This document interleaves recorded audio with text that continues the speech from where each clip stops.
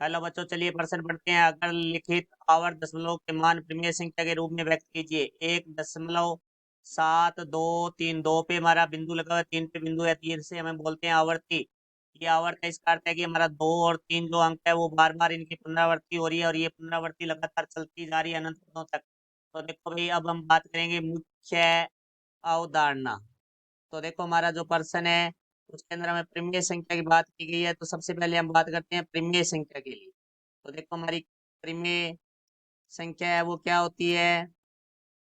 वे संख्याएं जिन्हें p बटे क्यू क्यू बराबर नहीं है 0 के रूप में लिखा जा सके तो वो हमारी प्रिमेय संख्या होती है। तो देखो, इसको प्रिमेय संख्या बदलने के लिए हमें इसे गुणोत्तर श्रेणी में परिवर्तित करेंगे। तो गुणोत्तर श्रेणी के बारे में हम बात करते हैं अब। तो देखो भाई, गुणोत्तर श्रेणी वह श्रेणी जिसके क्रमागत दो पदों का जो अनुपात है वो हमारा बराबर रहे तो वो हमारी गुणोत्तर श्रेणी होती है। गुणोत्तर श्रेणी के अनंत पदों का जो योगफल है वो हमारा होता है a बटा में 1 - r, जहाँ r है वो हमारा सारो अनुपात है और a है वो प्रथम पद है, r का मान है वो हमारा 1 से छोटा होता है। तो अब देखो, हमारे पास जो संख्या दी गई है उसको हम मान लेते हैं। मानना x बराबर है 1.723 2 पे भी हमारा बिंदु लगा हुआ है, 3 पे।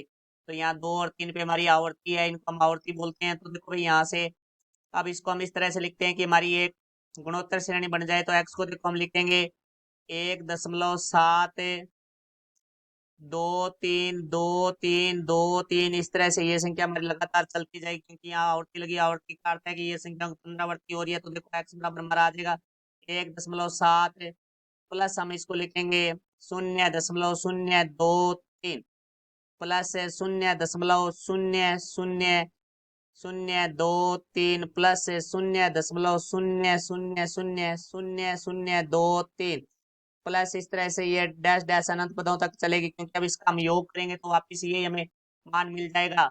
तो आप देखो, ये हमने इस तरह योग के रूप में इसलिए लिखा है क्योंकि इसे हमें एक गुणोत्तर श्रेणी में बदलना था। तो अब देखो, हम यदि प्रथम पद को छोड़ के उसके अन्य पदों की बात करें तो हमारे पास ये गुणोत्तर श्रेणी का रूप ले लेगी क्योंकि a 2 बटा में a 1 निकालते हैं तो देखो बराबर में आ जाएगा हमारे पास 0.000023 बटा में 0.003। अब देखो, इसको हल करेंगे तो हमारे पास आ जाएगा 1/100। इसी तरह हम a 3 बटा में a 2 निकालेंगे तो बराबर आ जाएगा हमारे पास 0.0000023 बटा में 0.00023। अब देखो, इसको भी हम हल करेंगे तो हमारे पास आएगा 1/2। तो क्रमागत दो पदों का जो अनुपात है वो हमारा बराबर आ रहा है। इसका मीन्स ये हमारा गुणोत्तर श्रेणी है। तो गुणोत्तर श्रेणी में हम आर करेंगे, आर की बात करेंगे तो आर होता है a 2 बटा में a 1। तो ये हो जाएगा हमारे पास 1/100। तो यहाँ से देखो, ए प्रथम पद होता है वो हमारे पास होगा 0.023। तो यहाँ ये गुणोत्तर श्रेणी है तो हमें अनंत पदों का योगफल है वो हमारा होता है गुणोत्तर श्रेणी में a/1 - r। तो इस सूत्र का हम यहाँ प्रयोग करेंगे तो हमारे पास x बराबर आ जाएगा 1.7 प्लस, देखो यहाँ हम सूत्र का प्रयोग करेंगे तो हमारे a/1 - r होता है। तो a का मान है 0.023 बटा में 1 - r का मान है हमारा 1/100।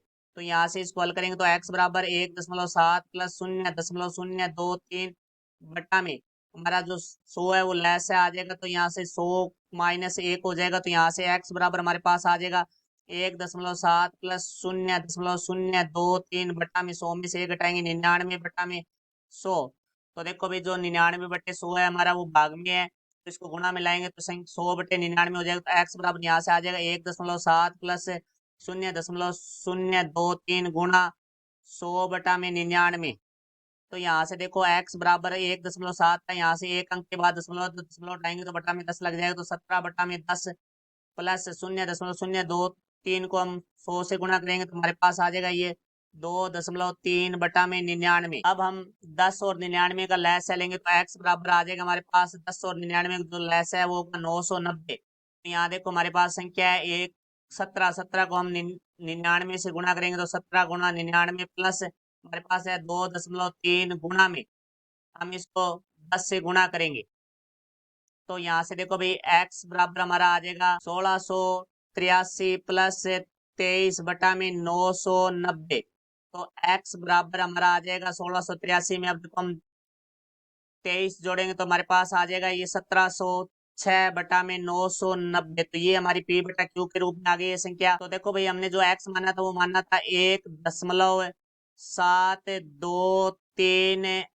2 और 3 पे हमारी आवर्ती थी तो बराबर आ गया 1706 बटा में 990। तो ये हमारे प्रश्न का उत्तर हुआ। आशा करता हूँ समझाया होगा। धन्यवाद।